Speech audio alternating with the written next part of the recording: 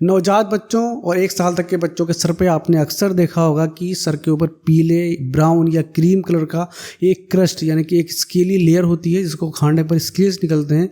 इसको हम cradle cap बोलते हैं या फिर आम भाषा में इसको हम बच्चों का डैंड्रफ या फिर मेडिकल लैंग्वेज में इन्फेंटाइल सेबोरिक डर्मेटाइटिस बोलते हैं।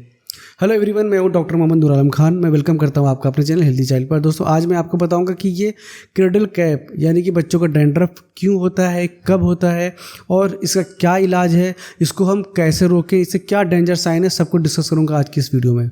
तो आइए स्टार्ट करते हैं आज की video. A cradle cap. What is cradle cap? Common newborn rash called cradle cap. While you go to kiss your little baby on their forehead, you all of a sudden notice this yellow, scaly coating. Ooh, what gives? Well, it's probably cradle cap. तो पहला question यहाँ पर ये आता है कि ये infant seborrheic dermatitis ये कब होता है। तो सबसे पहले ये जान लीजिए कि ये बहुत कॉमन है, 70% तक के बच्चों में ये पाया जाता है और ये 3 हफ्ते के बच्चे में स्टार्ट हो सकता है और 2 महीने तक आते आते बच्चों में डेवलप हो सकता है। लेकिन ये परसिस्ट करता है, किसी किसी बच्चे को साल भर भी रहता है। हालांकि इससे कोई बहुत बड़ा नुकसान नहीं होता है, बस इससे ईचिंग होती है, बच्चे के सर पे तकलीफ होती है उसको, और अगर गलती से आपने ज़्यादा खुरस के निकाल दिया तो ब्लीडिंग भी हो सकती है। फिर दूसरा क्वेश्चन ये आता है कि ये क्यों होता है। तो इसकी 2 थ्योरी हैं। पहला थ्योरी ये है कि फंगल इन्फेक्शन, जो कि फंगल ईस्ट एक तरह का फंगस जो हमारी बॉडी में रहता है नॉर्मली, वो ओवर ग्रोथ कर जाता है सर पर या फिर बॉडी पर या कहीं पर जहाँ पर भी उसकी ओवर ग्रोथ हो गई वहाँ पर क्रस्ट जम जाते हैं और जिससे कि ये क्रेडल कैप डेवलप हो जाता है। दूसरी थ्योरी ये बोलती है कि ये सीबम है, यानी कि ऑयल जो हमारे बाल के अंदर जो ग्लैंड्स हैं नेचुरली जो ऑयल प्रोड्यूस कर रहे हैं वो ग्लैंड ओवर एक्टिव हो जाती हैं मैटरनल हार्मोन की वजह से या किसी और इन्वायरमेंटल फैक्टर की वजह से, जिसकी वजह से ज़्यादा ऑयल निकलने से जो वहाँ पर गंदगी है, सीबम है, वो इकट्ठा हो जाता है जिससे कि ये डेवलप होता है। और कुछ डॉक्टर्स का ये भी मानना है कि जो सीबम है उसका ओवर ग्रोथ हो जाता है, उसके बाद उसमें फंगल इन्फेक्शन हो जाता है जिससे कि ओवरऑल इस तरह का जो क्रस्ट है वो जम जाता है। तो थ्योरी कोई भी हो, बीमारी यही है। इसका इलाज अब मैं आपको बताने जा रहा हूँ। तो ट्रीटमेंट इसका ये है, एक तो ये स्टेप लिमिटिंग होता है, आप वेट कर सकते हैं, साल भर तक आते आते ये अपने आप भी ठीक हो सकता है, अपने आप भी चला जाता है। लेकिन अगर ये नहीं ठीक होता है और आप जल्दी ठीक करना चाहते हैं तो इसका तरीका ये है कि आप बच्चे के सर पर कोकोनट ऑयल लगाइए और लगाने के बाद उसको 2 से 3 घंटे के लिए छोड़ दिए, जब तक ये सॉफ्ट ना हो जाए, मुलायम ना हो जाए।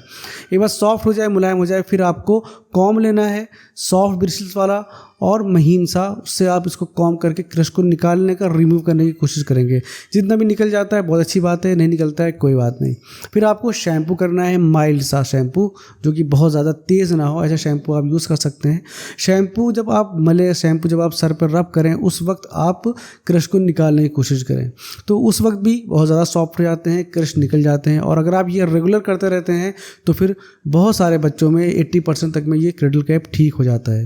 दूसरा काम आपको ये करना है कि अगर ठंड बहुत ज़्यादा नहीं है, सर्दियों का मौसम नहीं है, तो फिर आप अपने बच्चों को कोशिश ये करिए कि आप रेगुलर नहलाएं सर से पानी डाल के। और एक चीज़ आपको यहाँ पे ये भी ध्यान रखनी है कि जब भी आप क्रश को रिमूव करने की कोशिश करेंगे आपको बहुत ज़्यादा जोर नहीं लगाना है। क्रश अगर नहीं निकल रहा है तो फिर आपको ज़बरदस्ती उखाड़ने की कोशिश नहीं करनी है, वरना वहाँ पर ब्लीडिंग भी हो सकती है और ब्लीडिंग अगर होती है वहाँ पर इन्फेक्शन भी हो सकता है। अब बात करते हैं कि हम कैसे रोकें कि आगे दोबारा ये चीज़ ना हो।